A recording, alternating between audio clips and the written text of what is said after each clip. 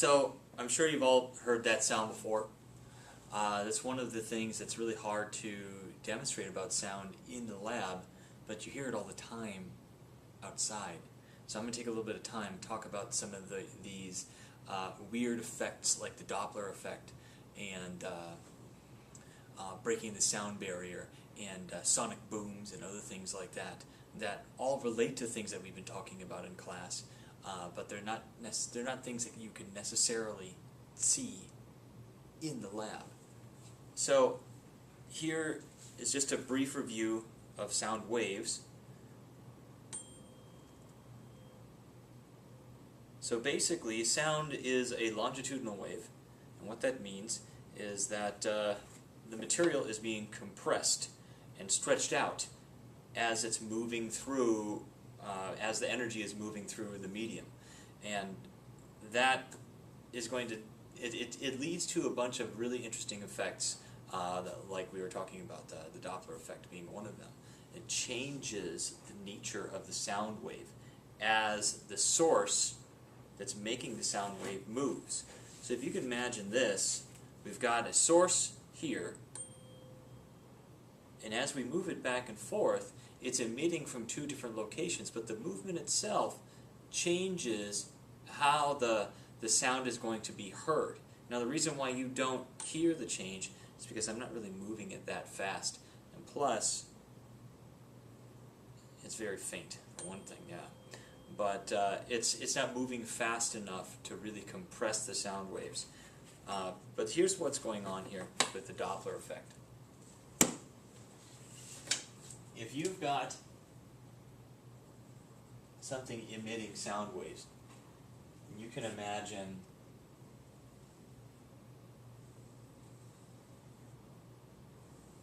the crests of the waves emanating outward, kind of like ripples on a pond. That would be this source here that we were just playing with. It would be like this source. So we hit this and hold still, and it makes a sound. If we start moving the source, something interesting starts to happen. So if we move that source,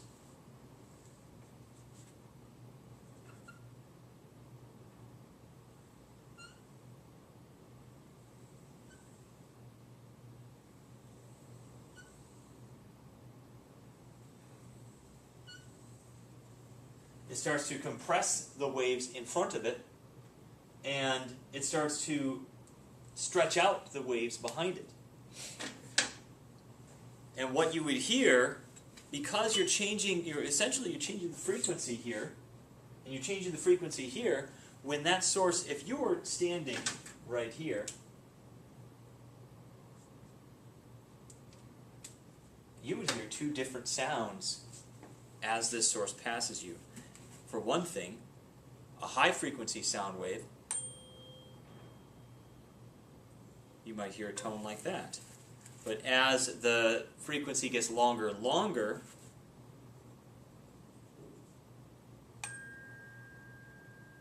the tone changes.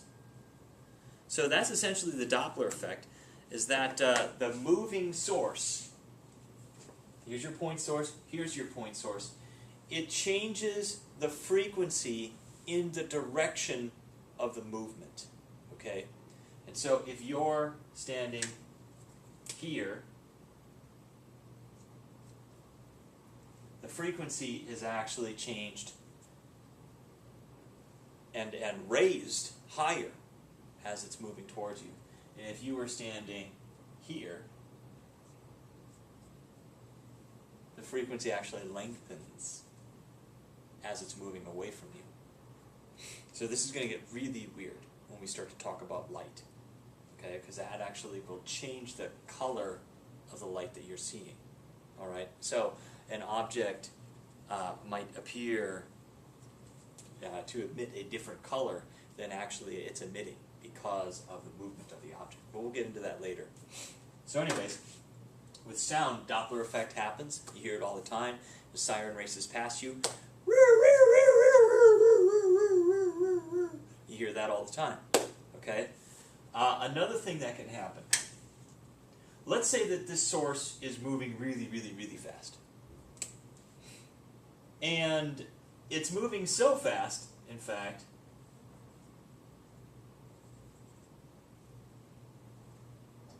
that it basically breaks through this barrier here. And now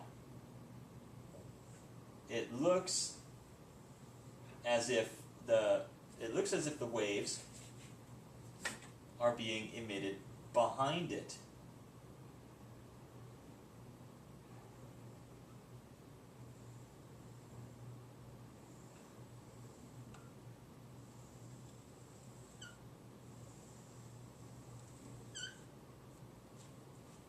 That sort of thing happens when something is moving at supersonic speeds.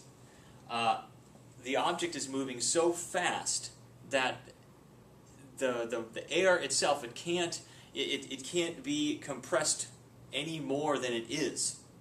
And so what ends up happening is that you get a wave that forms. All of the waves start to tighten up until it all becomes one compression, and then the emitting source flies out away ahead of the wave train, and you have this big, thick block of disturbance, of compression, that builds up behind the emitting source. Okay, I know this is really strange, but that's what we hear as a sonic boom. And that's why I remember sitting in my house in Wake Park, Minnesota. I think I was like 8 or 9 years old, and I'm laying down in the sun, and we had this big patio door, and I'm laying down in the sun as it's shining through the patio door, and a jet flew over, but I didn't notice it at first.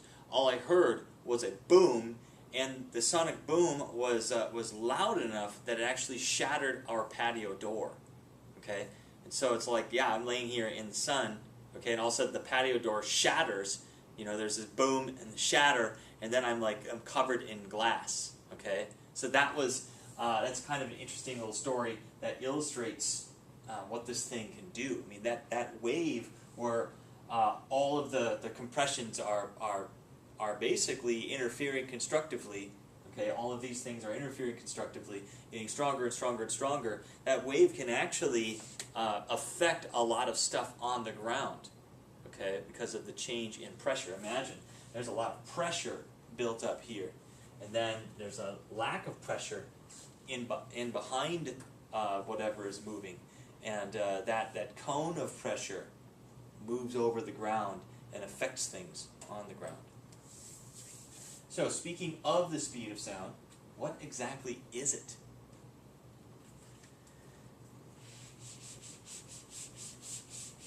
In general, the speed of sound is about 343 meters per second. It's 768 miles per hour in the air.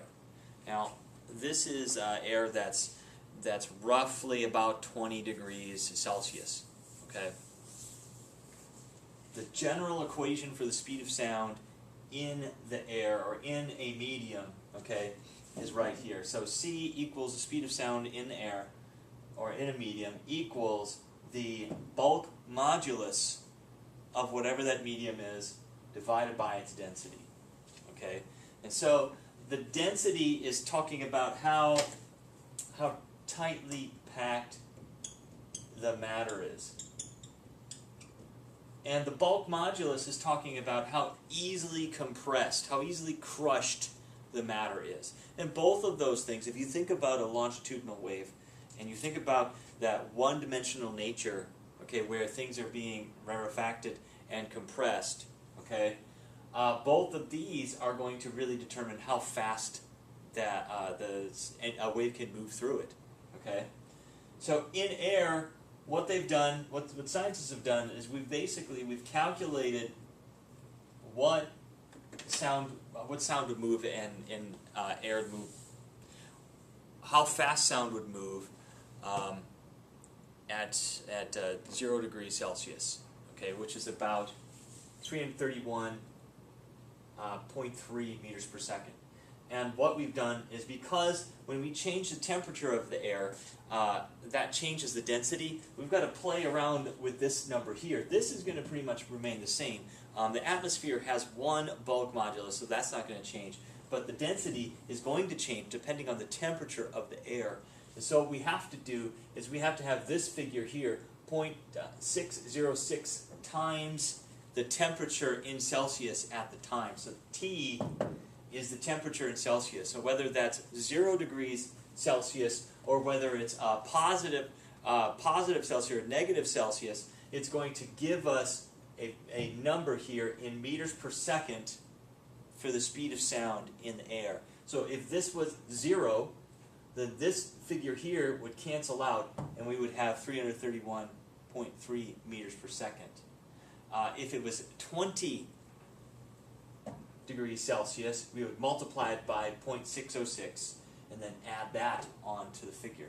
If it was negative 20, we would multiply that by 0.606 and then subtract it from 331.3, and then that would give us the speed of sound in cold air.